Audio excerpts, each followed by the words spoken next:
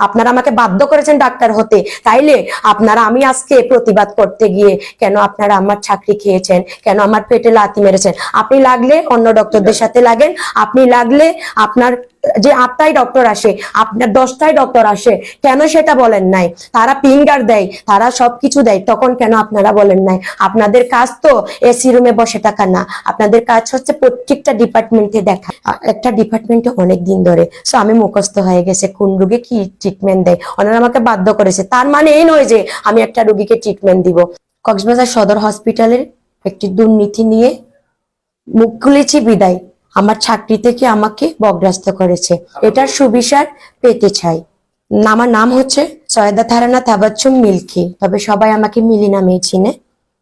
কক্সবাজার সদর হসপিটালে আমি 1 আগস্ট 2022 সালে MBM মুন্সি বাংলাদেশ লিমিটেড থেকে ক্লিনার পদে যোগদান করি, কিন্তু আমাকে হসপিটালের দায়িত্বরত যারা আছে তারা পুরাতন বিল্ডিং অর্থাৎ হচ্ছে ইমার্জেন্সি বিভাগের একজন গাইনি ডক্টর ছিল লামারি ম্যাডাম, ওনার অ্যাসিস্ট্যান্ট হিসেবে রাখে। আমি ওই দায়িত্বে ছিলাম। ওই দায়িত্ব থাকাকালীন ওপিডি ভবন চালু হয়েছে, কক্সবাজার সদর হসপিটালে ওপিডি ভবন চালু হয়েছে। ওখানে বিভিন্ন ধরনের ডিপার্টমেন্ট করেছে। ওখানে 3 তলায় 327, 328 এবং 315 নাম্বার 3টা রুম হচ্ছে চক্ষু ডিপার্টমেন্ট। 3টা ডিপার্টমেন্টে আমাকে দায়িত্ব দিয়েছে চক্ষু ডক্টরের অ্যাসিস্ট্যান্ট হিসেবে, কিন্তু আমার যে জয়েনিং লেটার সেখানে রয়েছে আমি একজন ক্লিনার। আমাকে তারা জয়েন করাইছে একজন অ্যাসিস্ট্যান্ট হিসাবে, কিন্তু আমার লেখা আছে এই যে ক্লিনার। তো আমরা যদি 50 জন রোগী দেখতাম, আমি আর ডক্টর সাদিত, উনি তো ডক্টর না, উনি সাদিত অপটোমেট্রিস্ট একটা অর্জন করেছে, উনি আর আমি দেখতাম। আমাকে বাধ্য করার জন্য, কিন্তু আমি বাধ্য হয়ে পেটের জন্য করতাম। আর যদি আমার টাকা থাকতো তাহলে আমি ক্লিনারের দায়িত্বতে চাকরি করতাম না, কারণ আমার একটা সম্মান আছে, আমি মনে করি সেটাও একটা চাকরি। সো আমি চাকরিকে রেসপেক্ট করি। তাইলে আমার প্রয়োজন ছিল, ওনাদের উচিত ছিল আমাকে ক্লিনারের দায়িত্ব পালন করা।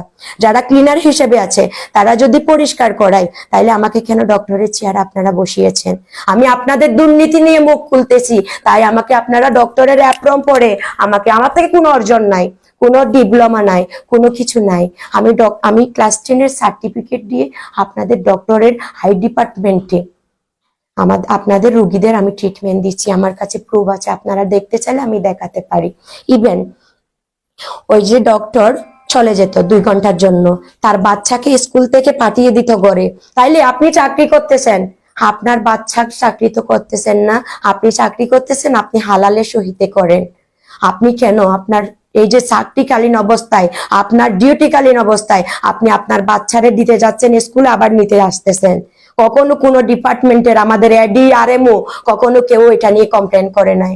যখন আমাদের ওখানে উপর থেকে ভিজিট আসবে, এমনিতে এসি রুম বন্ধ থাকে, আপনারা চাইলে ভিডিও ফটোস নিতে পারেন, আমাদের ওখানে সিসি ক্যামেরা রয়েছে, সব ডিপার্টমেন্ট বন্ধ থাকে। তাইলে আমি একজন ক্লিনার, আমি 328 নাম্বার রুমে থাকি, আমি একটা মেয়ে, আর একজন ডক্টর, উনি একজন ছেলে, আমার ডিপার্টমেন্ট বন্ধ থাকে। আমি সেটা নিয়ে অন্যায় আমি দিয়েছিলাম, বিচার দিয়েছিলাম। তখন আরেকটা ডক্টর ছিল, উনি আমাকে কুপ্রস্তাব দিয়েছিল, ডক্টর মুমিনুর রহমানকে বিচার দিয়েছিলাম, কিন্তু উনি বিচার করেছিল।